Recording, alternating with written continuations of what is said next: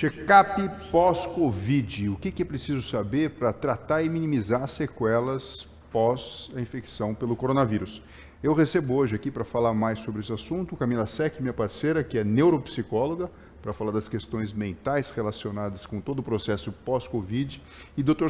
Rodrigo Santiago, que é pneumologista, membro da Sociedade Brasileira de Pneumologia e Tisiologia, para também conversar com a gente um pouco sobre esse problema que está surgindo agora, né? Passou um ano, a gente já sabe muitas coisas sobre o coronavírus. Por sorte, a maior parte das pessoas tem uma evolução favorável, não evoluem, né, para o desfecho final, para o óbito, mas enfim, e trazem consigo algumas preocupações. Rodrigo, qual que é a sua percepção em relação a isso? Existem realmente sequelas dos pacientes que tiveram coronavírus? Bom, primeiramente, obrigado pelo convite.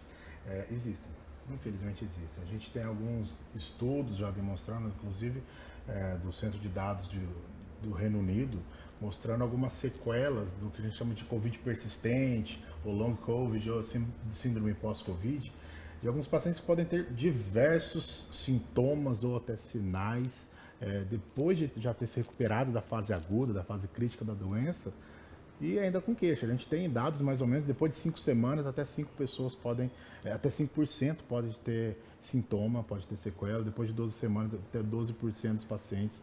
Então é uma coisa assim, chata, porque às vezes o paciente vem conosco com algumas queixas que são abstratas muitas vezes, e você como médico tem que fazer uma boa anamnese, perguntar direitinho para o paciente para saber o que ele está querendo dizer, para tentar ajudá-lo, né? A gente fala muito de cansaço.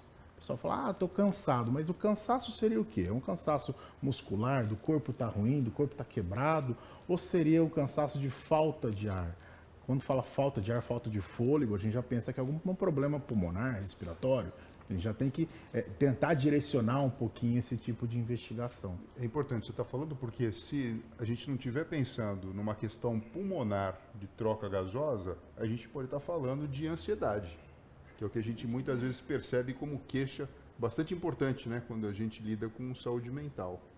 Do ponto de vista prático, a gente sabe que quando você faz o diagnóstico, se realizarmos uma tomografia de tórax, a gente vai observar aquele padrão já descrito, né?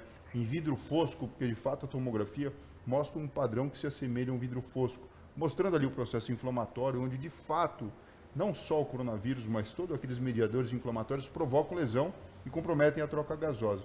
Como é que funciona o segmento disso depois? Ótima pergunta. Às vezes o paciente sai de alta, ficou alto, de repente ficou internado 7 dias, 10 dias, teve uma boa evolução, vai para casa, já passa em consulta no ambulatório, no consultório com o especialista, fala, quero fazer uma nova tomografia para ver como está. Calma, não está na hora ainda. A gente traz muito do nosso conhecimento de antes do Covid para cá e fomos percebendo. No início, eu vou ser bem sincero, eu achava que ia ter muita gente com muita fibrose pulmonar. Porque as lesões de vidro fosco, como você bem disse, elas vão acabando destruindo a arquitetura pulmonar, né? O tecido pulmonar. Porém, nesses casos, a gente foi vendo que na maioria do Covid limpa, eu gosto de usar essa expressão, limpa a tomografia. É interessante estar falando, né? Limpa. Quando limpa, você fala lindo, né? Fica bem clássico. quando você fala fibrose, o que a gente imagina é o seguinte, o pulmão machucou super e vai ficar crônico. E aí ficou um monte de cicatriz ali e a pessoa não consegue nem expandir direito. Mas, por sorte, enfim, não é a maioria. Não é a maioria temos que isso casos, acontece. Sim, infelizmente, fibrose. Temos casos de paciente que ficou tendo que usar oxigênio por muito tempo, fazendo fisioterapia. Porém, a maioria limpam essas lesões tomográficas. Mas não é na hora que a gente vai repetir a tomografia. Porque um raio-x, infelizmente, não ajuda muita coisa, né? Mesmo na fase aguda, muitos pacientes têm um raio-x limpo, né? Não tem grandes alterações, a gente vai ver na tomografia. Para repetir uma tomografia de tórax, para tentar avaliar como ficaram essas possíveis sequelas, a gente costuma fazer de 2 a 3 meses depois da última, né? Para ver se realmente limpou. É o que a gente já fazia mais ou menos com a pneumonia. Tinha um quadro de pneumonia importante, não é obrigatório ter um segmento tomográfico para isso, longe disso, mas quando a gente queria saber se de repente houve uma resolução das imagens, a gente costumava pedir depois de uns 60 dias. É o que a gente tem visto e tem verificado grande melhora. Agora, depende também do acometimento, né? Aqueles 25%, 50%, o pessoal está muito habituado quando vai pegar um laudo, uma tomografia de um parente, de alguém que teve, vai depender muito disso também. Quanto porcentagem que teve, de repente até o tratamento que ele precisou, né? Quando a pessoa está muito inflamada, ela precisa da medicação anti-inflamatória, no caso corticoide. Né? E se foi feito direitinho, se foi feito no momento certo, nas doses adequadas, com muita fisioterapia respiratória, eles têm ajudado demais a fisioterapia respiratória. Esse paciente tem grande chance de limpar. Eu peguei paciente com mais de 75% de acometimento pulmonar que limpou. Sabe o que eu acho interessante? Assim, as pessoas vão começando a entender o papel do trabalho multidisciplinar, Total. né? Você é pneumologista, você trata do pulmão, você trata do órgão que, infelizmente, acaba sendo o maior alvo do coronavírus, que repercute clinicamente com todos esses problemas que a gente vê, um órgão fundamental para que a gente possa fazer a extração do oxigênio e do ar atmosférico, que a gente utiliza, todas as células utilizam, que a gente possa liberar o gás carbônico e assim a vida, enfim, permaneça, persista e siga em frente aí com todo o seu esplendor. Em paralelo, você trabalha com a fisioterapia. Na neuro, você sabe que eu utilizo muito também uma especialidade como parceria, que no caso é a neuropsicologia. Então, assim, as queixas que os pacientes têm trazido para a gente são meio monótonas e repetitivas. Às vezes, além dessa questão da ansiedade, depressão, que afloram quando as pessoas já têm essa predisposição genética, a questão relacionada com a atenção, com a memória, com habilidades que tinham antes, como, por exemplo, de ler, de conversar, de falar, de estruturar pensamento. Então, assim, você usa o fisioterapeuta como seu parceiro, eu uso a neuropsicóloga como minha parceira. Camila, o que você tem visto dos casos que eu tenho te encaminhado de pacientes que têm coronavírus, tiveram coronavírus e vêm aqui para o consultório querendo, na verdade, entender melhor por que está com essa alteração de memória e como que eles podem ser trabalhados? É isso mesmo, a gente tem observado que esses pacientes têm bastante queixa e bastante sintoma de ansiedade, de depressão, mas também uma queixa consistente em relação a aspectos cognitivos, tanto em relação à concentração, em relação a fazer mais de uma coisa ao mesmo tempo, em relação à organização, em relação a guardar informações na memória e executar coisas no dia a dia que precisam fazer dentro da sua rotina, né? E a gente tem um estudo bem importante hoje realizado pelo INCOR, com mais de 185 pessoas avaliadas do ponto de vista cognitivo, e dessas 185 pessoas, 83% das pessoas se queixam de dificuldades pós-Covid nas atividades do dia a dia, para realizar coisas que já realizavam anteriormente. E aí, dentro dessa amostra também, o que eles observaram? Em torno de 63% das pessoas têm déficit cognitivo em relação à memória de curto prazo, aquela memória operacional, que a gente tem que guardar a informação na mente para executar as coisas no dia a dia. Além disso, a gente tem uma porcentagem significativa também, em torno de 42% das pessoas com dificuldade de atenção dividida e alternada, que é aquela capacidade que a gente precisa para fazer mais de uma coisa ao mesmo tempo. Atender um telefone, executar a tarefa que eu estou fazendo, e aí dar continuidade ao que estava fazendo anteriormente. Se precisar fazer alguma coisa que foi me dito no telefone, eu dar continuidade e fazer também com boa eficácia e bom desempenho. Além disso, também outras capacidades cognitivas alteradas, como a atenção seletiva, que é aquela capacidade que eu tenho que ter para focar em uma coisa, ignorar os distratores, dar conta de fazer o que eu tenho que fazer, mesmo com interferências de ambiente, enfim, 25% mais ou menos de dificuldade nesse aspecto, e até mesmo na memória de longo prazo. 25% dessa população manifestou dificuldade de memória de longo prazo, para manter informações na mente, na cabeça, depois de aprendidas por um período maior de tempo. E aí essas dificuldades podem estar relacionadas realmente à falta de oxigenação do sangue, pode estar relacionado a esses coágulos, né, nos pequenos vasos. Sim. E tem estudos hoje, tem um estudo grande realizado pela Unicamp, pela USP, enfim, que eles já, inclusive, identificaram lesões no tecido neuronal, né? Pela questão da falta de oxigenação do sangue, e também tem um outro braço desse estudo que identificou também lesões nos astrócitos, né, que é uma outra célula do sistema nervoso também, né, e que também está relacionada a neurotransmissores como glutamato, GABA, então também pode impactar na questão da aprendizagem, na questão da ansiedade, porque esses neurotransmissores também têm relação com a questão do relaxamento, da calma. Então, tem sido investigado, tem esse estudo do Brasil que mostra para a gente já alterações consistentes e pacientes até que tiveram formas leves da Covid, né? Então, a gente não está falando só de pacientes que tiveram sintomas graves da doença, né? Que tiveram quadros mais complicados. Até pacientes com sintomas leves mostraram alterações cognitivas também. E esses dados também estão sendo observados aí no mundo. Tem um estudo de Londres também, com acho que 80 mil pessoas também, e as alterações cognitivas são as mesmas observadas nesse estudo aí do INCOR também. Né? Ou então, seja, assim, né, a gente percebe aqui que, independente da área de atuação, primeiro, o vírus, por mais que ele tenha como ponto de impacto principal o pulmão, diversos órgãos do corpo acabam sofrendo e padecendo e a gente precisa ter um olhar diferenciado para isso. Ainda não tem um protocolo fechadinho, bonitinho, pós-Covid. A gente, de alguma forma, da Neuro, criou aí, a gente vai falar um pouquinho sobre isso, aspectos importantes para serem vistos para que a pessoa volte a ter a sua vida normal. Mas eu queria primeiro começar com você, viu, Rodrigo? Como pneumologista, entendendo que o ponto de impacto principal da Covid é o pulmão. O que você acha ou como você encara os seus pacientes? E se a gente pudesse pensar um check-up pós-Covid, o que precisaria ser feito? Ótima pergunta. A gente tem feito muito isso, porque temos muitos pacientes no pós-Covid, né? E conversamos muito com amigos cardiologistas, né, amigos endocrinologistas, para poder avaliar. Então, eu vou até ampliar, não só como pneumologista. Eu até falo, antes de ser pneumo, eu fiz clínica médica, então a gente consegue ampliar. Claro que na hora de direcionar, a gente encaminha para especialista se tiver alguma alteração. Exames laboratoriais. Eu costumo fazer, claro, de preferência depois que acabaram as medicações que essa pessoa poderia estar usando. A gente vê que muitas vezes o quadro de Covid mais grave, quando a pessoa sai de alta do hospital, por exemplo, ainda está de repente usando anticoagulante, de repente está usando corticoide em doses menores, né, descalando nas doses. Então, a ideia é que não esteja com mais nenhuma dessas medicações.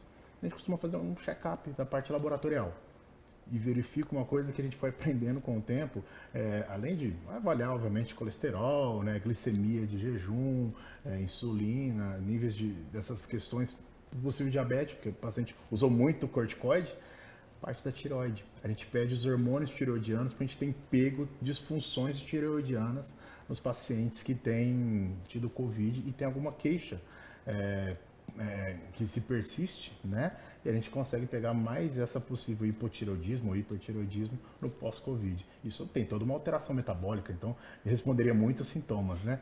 E aí da parte cardiológica, ecocardiograma, acho que é bem mandatório fazer um ecocardiograma depois. Porque a gente sabe que a Covid, ela acomete o músculo do miocárdio, né? O músculo cardíaco. Tivemos muito miocardite por conta do Covid, né? Então é importante fazer um ecocardiograma, avaliar uma possível hipertensão pulmonar, agora um termo até um pouquinho mais técnico, mas que a gente consegue avaliar se tem algum problema no pulmão também, se o ecocardiograma está alterado.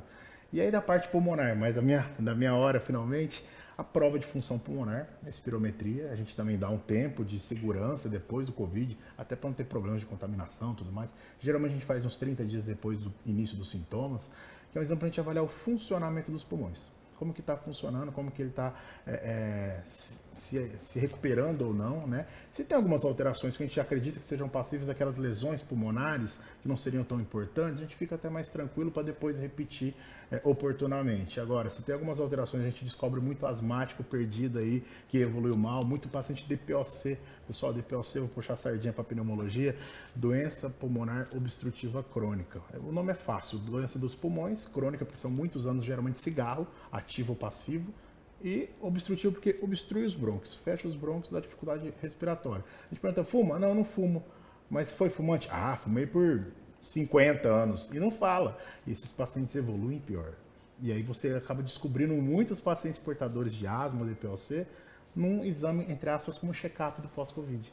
Então você consegue avaliar e tratar realmente, para ele melhorar a qualidade de vida dele. Agora sim, Rodrigo, em linhas gerais, a pessoa teve Covid, se não apresentou nenhum sintoma, nenhuma queixa, aí por mais de um mês depois do início do quadro, você acha que precisaria fazer esse check-up ou não? Para quem que a gente está falando aqui? Porque esse alerta aqui, esse vídeo aqui, ó, não, esse é o seguinte, a pessoa que vai se inscrever no canal do YouTube, ela vai compartilhar, ela vai escrever o que ela acha, e quando ela passa informação para frente, a gente tem o compromisso de passar a verdade, nada de fake news. Né? Sim, então, quem precisa fazer?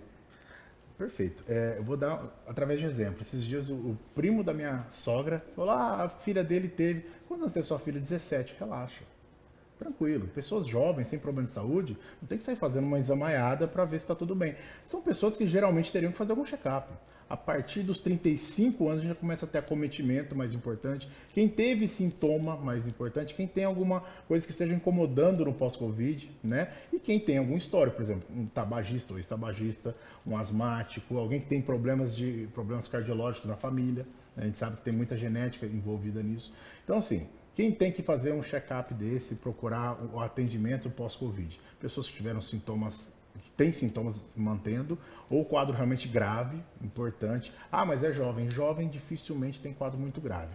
A gente tem essa cepa nova, mas é outra questão. Mas, no geral, o jovem vai muito bem. Então, são pessoas a partir de 35, 40 anos com obesidade. Obesidade atrapalha bastante. Essas pessoas merecem ter uma avaliação para ver se está tudo bem. Geralmente quem internou, né, teve quadro grave, é importante dar uma olhada. Você sabe que na neuro o que a gente tem feito é baseado no quadro clínico, na queixa, e muitas vezes a pessoa mesmo que traz, né, fala, olha, eu não estou conseguindo ter o mesmo desempenho intelectual que eu tinha antes. Eu estou me confundindo no meu trabalho. Enfim, aí independente da faixa etária, a gente sempre vai para um exame de imagem, uma tomografia, uma ressonância, uma avaliação neuropsicológica, que você consegue ver funções cognitivas com uma lente de aumento, de uma forma bem prática, bem participativa do paciente. Pessoas que têm dor de cabeça, a medida não invasiva da pressão intracraniana ajuda, porque a gente sabe que o coronavírus ele pode entrar direto através do bulbo olfativo, que até causa, né, a questão da anosmia, da perda da olfação, ou ele passa a barreira hematocefálica, quando está inflamada,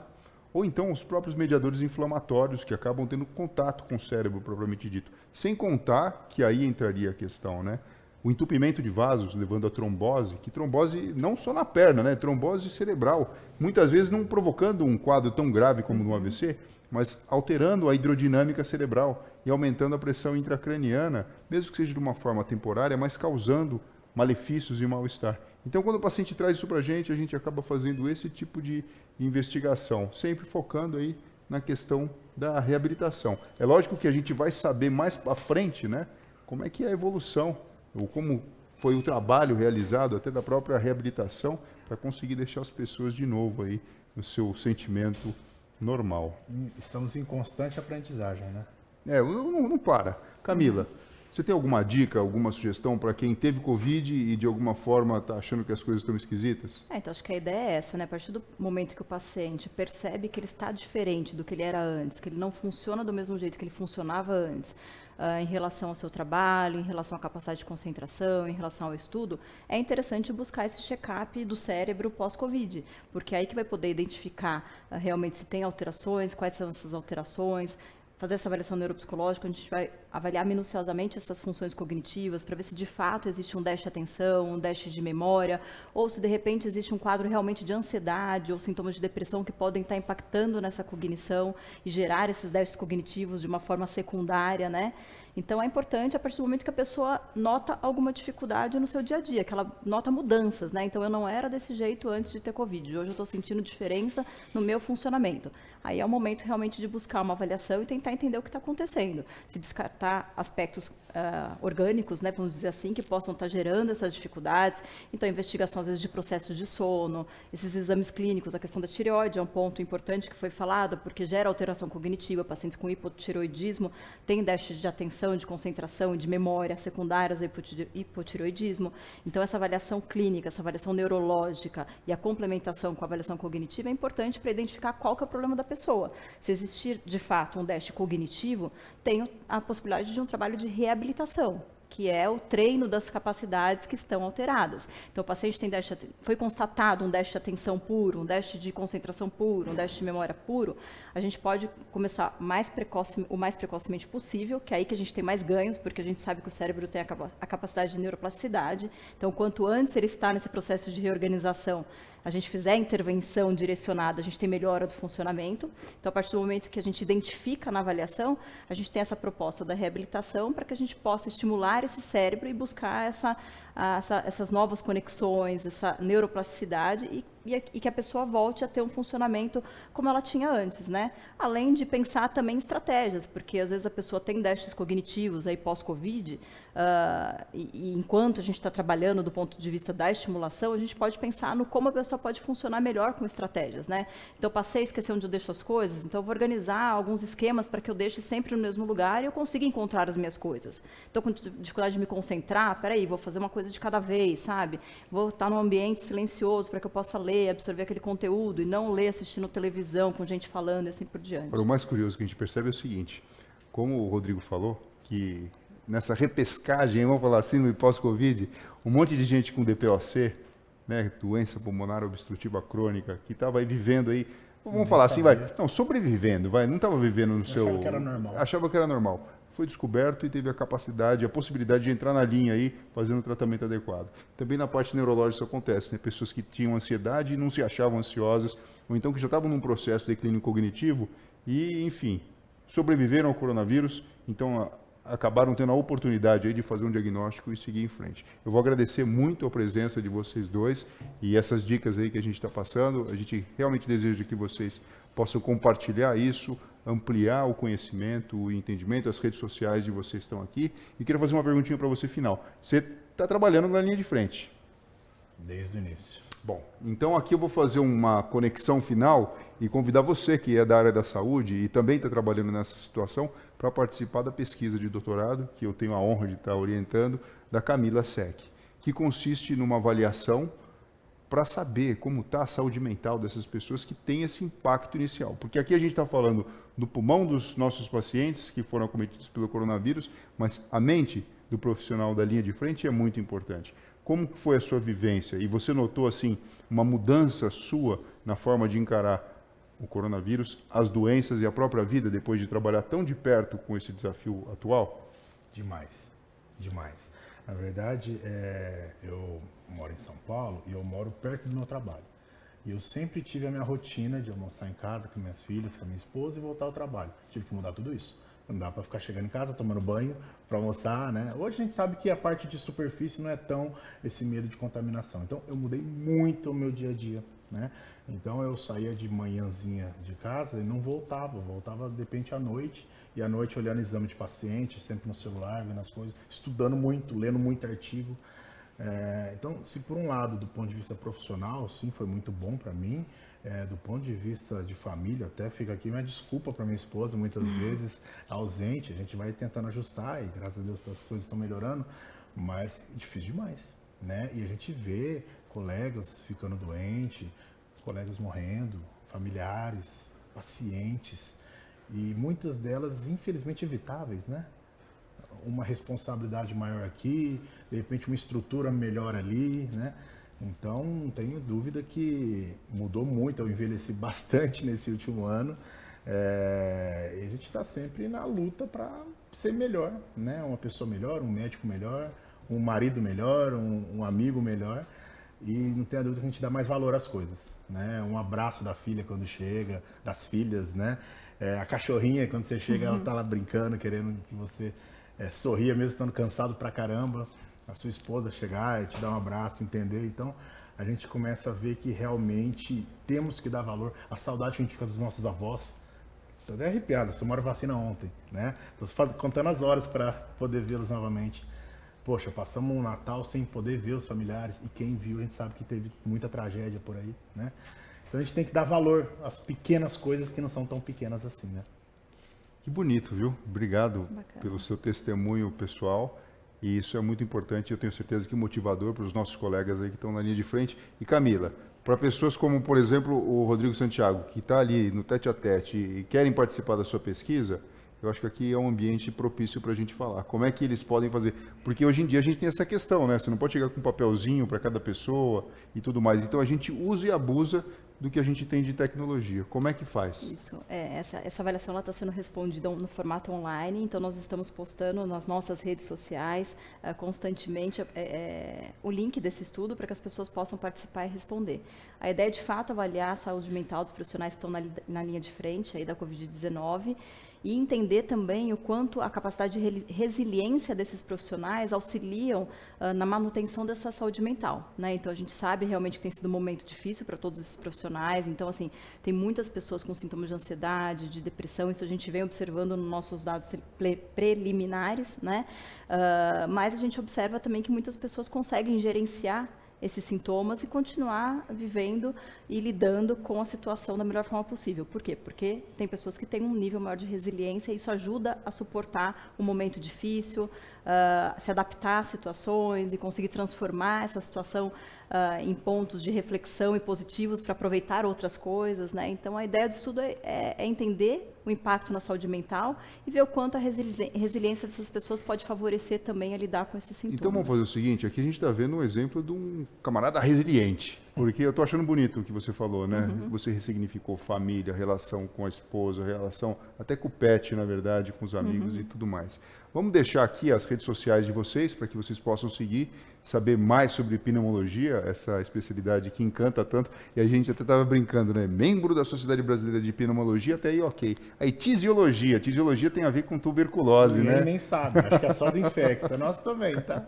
Então, as redes sociais vão estar disponíveis aqui, do Rodrigo Santiago, aqui embaixo, na nossa tela, da Camila Sec também, e a gente vai deixar o link da pesquisa. Perfeito. Porque como essa nossa conversa ela vai, na verdade, florescer e proliferar aqui por todo o nosso país, todos os colegas que são da área da saúde podem entrar, é bem fácil, bem simples, 15 coisa de 10, 15 minutinhos, minutos, isso. você consegue dar seu testemunho e participar dessa pesquisa e trazer conhecimento para que a gente possa ajudar, que a gente possa entender, não só as pessoas que têm coronavírus, mas os profissionais que estão ali de peito aberto, na verdade, ajudando a combater esse grande problema e desafio da atualidade. Meus amigos, muito obrigado. Muito obrigado, Obrigada, viu? doutor. Pessoal, até a próxima.